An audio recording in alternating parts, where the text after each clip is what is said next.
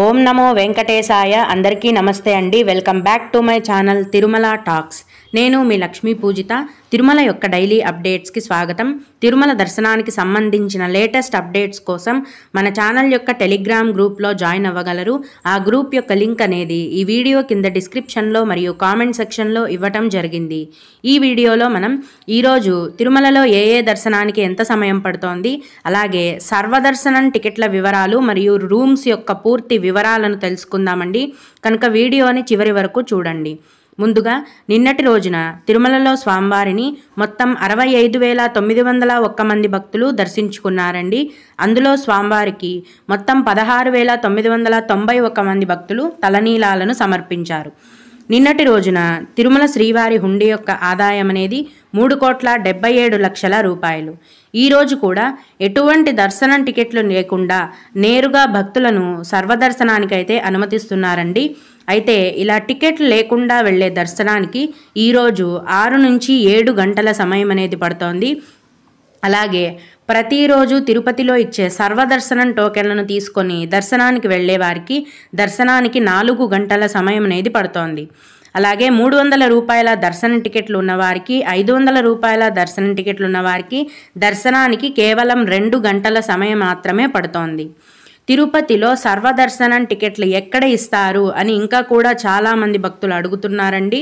ప్రతిరోజు తిరుమల దర్శనానికి వచ్చే వారి కోసం నేను వీడియోలో ప్రతిరోజు కూడా సర్వదర్శనం టికెట్ల వివరాలను తెలియజేస్తుంటాను. కనుక వీడియోని చివరి వరకు చూడండి. తిరుపతిలో నివాసం కాంప్లెక్స్ మరియు విష్ణు నివాసం కాంప్లెక్స్, అలిపిరి భూదేవి కాంప్లెక్స్లో ఉదయం 4 గంటల నుంచి ప్రతిరోజు ఉచిత సర్వదర్శనం టోకెన్లను టీటీడీ వారు కేటాయిస్తున్నారండి. ఈ సర్వదర్శనం టోకెన్లను పొందాలనుకునే భక్తులకు మీ యొక్క ఆధార్ ఒరిజినల్ కానీ జిరాక్స్ కానీ ఖచ్చితంగా ఉండాలి. ఉదయం 4 గంటల నుంచి ఈ సర్వదర్శనం టికెట్లను కేటాయించడం మొదలు పెట్టగానే 2 లేదా 3 గంటల లోపే టికెట్లన్నీ కూడా ఫుల్ అయిపోతాయి. మళ్ళీ తిరిగి మరుసటి రోజు ఉదయం 4 గంటలకి దర్శనం టికెట్లు అనేవి కేటాయిస్తారు. భక్తులు ఈ విషయాన్ని గమనించగలరు. అలాగే తిరుపతిలో శ్రీనివాసం మరియు విష్ణు నివాసం కాంప్లెక్స్లలో ప్రతిరోజు రూమ్స్ అనేవి కూడా కేటాయిస్తున్నారండి. తిరుమల కొండపైన అయితే సిఆర్ఓ ఆఫీస్లో ప్రతిరోజు ఉదయం 4 గంటల నుంచి రూమ్స్ అనేవి కేటాయిస్తారు. మధ్యాహ్నం లోపుగా రూమ్స్ అన్నీ కూడా ఫుల్ అయిపోతాయి. మళ్ళీ మరుసటి రోజు అదే సమయానికి రూమ్స్ అనేవి కేటాయిస్తారు. మీరు తిరుమల మరియు తిరుపతిలో దర్శనం టికెట్లు కానీ రూమ్స్ కానీ పొందాలనుకుంటే ఖచ్చితంగా మీ ఆధార్ కార్డ్ అనేది ఉండాలి. భక్తులందరూ కూడా ఈ విషయాన్ని గమనించగలరు. ఇప్పుడు భక్తులు అడిగే కొన్ని ముఖ్యమైన దర్శనం వివరాలను తెలుసుకుందామండి. భక్తుడు, మేము జనవరి 10వ తేదీన తిరుమలలో రూమ్స్ తీసుకున్నాము. జనవరి 11వ తేదీకి కూడా ఆ రూమ్ని ఎక్స్టెన్షన్ చేస్తారా అని అడిగారండి. మీరు రూమ్లో చెక్ ఇన్ అయిన తర్వాత ఒక రోజు మొత్తం ఒక రోజు మొత్తం ఉన్న తర్వాత అక్కడ ఉన్న రిసెప్షన్ కౌంటర్ దగ్గరికి వెళ్ళి ఇంకొక 24 గంటలకు రూమ్ని ఎక్స్టెండ్ చేయమని అడగాలి.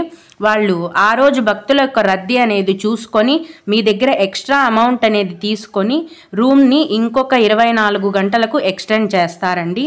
అలాగే జనవరి 16వ తేదీన దర్శనానికి అనుమతిస్తున్నారా అని అడిగారండి. జనవరి 14, 15 మరియు 16వ తేదీన భోగి, సంక్రాంతి మరియు కనుమ పండగలు ఉన్నాయండి. ఈ పండగ రోజులలో కూడా భక్తులను దర్శనానికి అనుమతిస్తున్నారు. ఈ సంక్రాంతి, భోగి, కనుమ ఈ పండుగ రోజులలో కూడా తిరుమల ఆలయం అనేది తెరిచే ఉంటుందండి. అందరూ కూడా దర్శనానికి రావచ్చు. దివ్య దర్శనం అంటే ఏ దర్శనం అని అడిగారండి. కాలినడక మార్గం మధ్యలో ఇచ్చే దర్శనం టికెట్లను దివ్య దర్శనం టికెట్లు అంటారు. శ్రీవారి మెట్లు కాలినడక మార్గం మధ్యలో ఉదయం 6 గంటల నుంచి ఉచిత దివ్య దర్శనం టోకెన్లను ప్రతిరోజు కేటాయిస్తారండి. వీటిని తీసుకొని కూడా మీరు స్వామివారి దర్శనానికి వెళ్ళొచ్చు.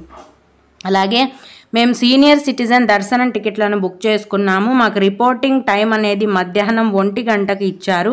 మేము 2 గంటలకు వెళ్ళొచ్చా అని అడిగారండి. అవునండి, మీరు 2 గంటలకు కూడా వెళ్తే అలౌ చేస్తారు. 2 గంటల తర్వాత అయితే అలౌ చేయరు.